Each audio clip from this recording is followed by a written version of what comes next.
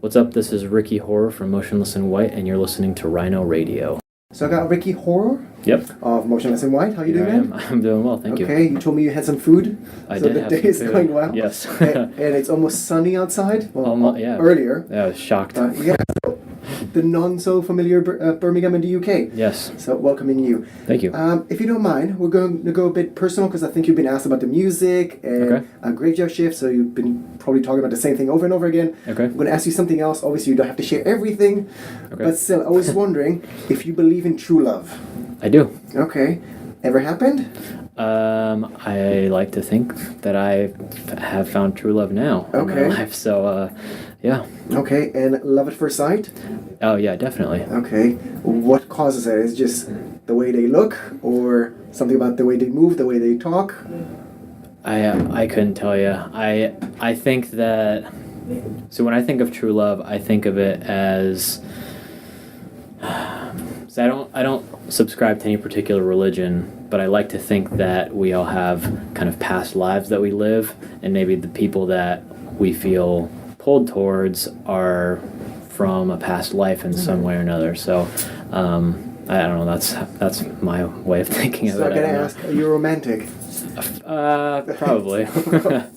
Okay. And what about heartbreak medication? Heartbreak medication, as in what I use to soothe yes, heartbreak? It could be something physical or anything else. Chipotle. I have no idea. Probably just being alone. Just I think spending time alone is the best cure for that, because I've been around people that have been in that situation and they're not pleasant to be around. So I feel like for the good of everyone and for yourself, it's better to have some space. And okay, so just cold turkey. Yes. Okay. And one song that just melts you every single time. It can be a positive one or it just makes you cry.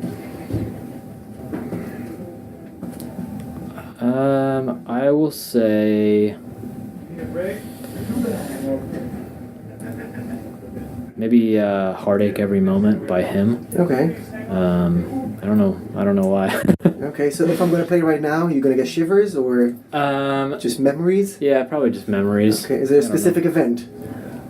No. Okay. Just everything will come. Yeah, just my whole life just crashing at me at once. Because I won't do it. Yeah, thank you. Okay, we're going to go a bit more serious now, if you don't mind.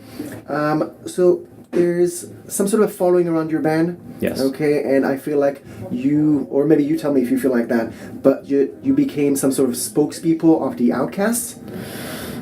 You know, it kind of seems that way. Okay. I don't think that we intended for it to happen that way. I think that it just kind of naturally snowballed into that somehow, and I don't know if it's just because I feel like we have a message to share and other people cling to that message, or I'm not really sure how it started, but it definitely seems like we are at least some people that people look up to in that regard. So yeah. So the on-stage persona that you guys have, do you feel like that's the main part, some part, or it has nothing to do with the fact that people just relate to you being the representatives? I think that it's probably a culmination of everything. I think that we're a band that kind of represents, like you said, the outcasts and the misfits and the people that feel like they don't belong. And I feel like whether we're on stage or whether we're off stage, we're always going to have that same mentality of just we can find some sort of solace in groups of people that are like ourselves, and I think that's what people are drawn to. I guess that's the best answer I can give for that. Nick, were you ever confronted about not fitting a specific box that the mainstream culture expects you to fill? I wasn't necessarily confronted for it, but I was definitely bullied for it in school, for sure. But no one has ever come to me and said you can't dress or look the way that you want to look, or do what you want to do or whatever. But it's just been peers pretty much, and I feel like that's typical of high school, whether you're in any type of subgroup in that area, because I feel like people are ruthless when you're in school, and I think at that point you don't realize how much words hurt, and unfortunately people just say what they say and don't care, and I don't know, I wish people were a little bit more loving and thoughtful, but that's not the world. And yeah. Does it end after high school? I think it ends if you stop caring. I think that the more that you care about what other people think, the more that you're going to get caught up in feeling the same way that you do. Because I feel like people forget that high school is such a short amount of time in comparison to the rest of your lives. So when you're in it, it feels like it's going to last forever, and it really doesn't. So if you have the I guess, the stubbornness to shut everything out and be like, I'm going to do whatever I want to do and not care about anything else, but then I think that you'll be fine, and you should do well in life. And you've mentioned before about being the same on stage and off stage. Yes. Was there any point during your career that you felt like the on stage persona, whether it's the masks or the makeup or whatever you do before you go on stage, helped you be more you or less you or something else, and just deal? That's a good question. I imagine that it would probably, I mean, I don't know if this is conscious or not, but I feel like maybe it probably helped, just because I feel like the stage makeup is just an exaggerated version of all of us and who we are and what we want to represent. So I feel like it's definitely helpful, for sure. I don't, like I said, I don't think that's a conscious thing. I think that that's just kind of how it happened, but yeah. Because there are researches about the fact that you wear makeup helps you feel less responsible. So I'm just wondering if just exaggerating that. I mean, I definitely feel like it's almost akin to wearing a mask. It's almost like you can hide behind it and kind of almost be someone else, even though I feel like in our case we're not being someone else, we're just being ourselves. But although you do have a character name on stage. Yes, I do. But it's still me, it's still relevant to who I am and what I feel like, or I feel like how I am as a person. But yeah. Okay, so we're gonna finish on a lighter note. Okay, I know that you guys I know that you're into books. Yes. But I know that the band as a whole like console games. Yes. Okay, video games. What's the latest one on the bus? I think the one that everyone's been playing has been probably Fallout New Vegas. Ryan, that's an old game. It came out probably, 7-8 years ago. Okay. And Ryan, our other guitar player, went out and bought the game for like £5 at a little game store just for something to do. I haven't played it, but I've watched people play a little bit here and there, and it's entertaining. So you're still not into gaming?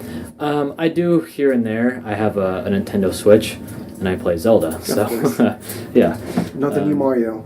No, not yet. Not yet. Okay, and film on tour? Something you guys have been watching, or something you're expecting to watch? I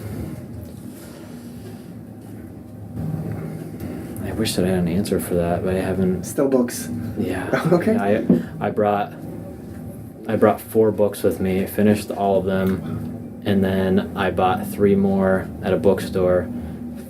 Hated one, so I stopped reading it. Finished the second one, and now I'm partway through another one. So I'm on track to read more books this year than I have all of last year. So I'm doing well. So I got a recommendation for you once this is done. Okay. Anything expected from Motionless in White in the near future? Anything expected? So we got Graveyard Shift from last year. Yeah. Any EPs? Any new releases? I don't think anything as far as new material. I think we're going to start kind of dabbling in writing a little bit more for the next album this year. But I don't think we'll release any of it until probably next year, So, yeah. Can we expect a return soon? A return to the UK, where you are right now.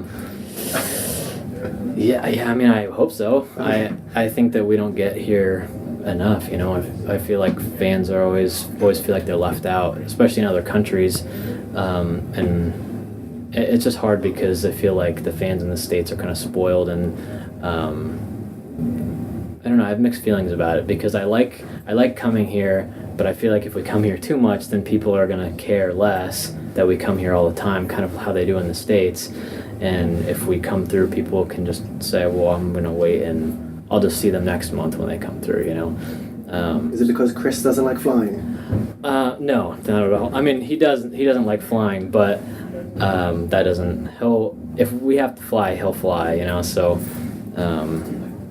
I think that it's just scheduling, and just unfortunately it always seems like we get over here too late or whatever. So we wanted to make sure we came here first. You know, we did Australia and then the U.S. headliner, and then now we're here.